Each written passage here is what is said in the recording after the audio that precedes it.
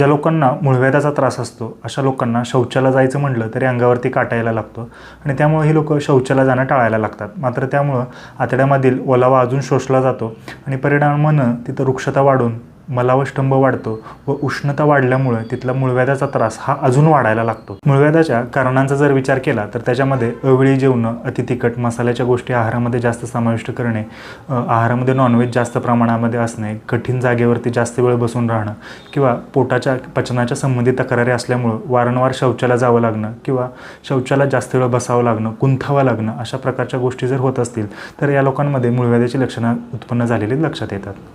केसेसमध्ये जर वेळेस उपचार केला गेला नाही तर त्या ठिकाणी इन्फेक्शन होणं, सूज येणं किंवा शौचाची जागा बाहेर येणं अशी लक्षणंही वाढायला लागतात. मूळव्याधासाठी आयुर्वेदामध्ये सुरक्षित आणि प्रभावी उपचार उपलब्ध आहेत. त्यामुळं आयुर्वेदानुसार योग्य निदान, औषधी उपचार व आहारातील बदल यामुळं नक्कीच आपण मूळव्याधावरती चांगलं नियंत्रण मिळवू शकतो.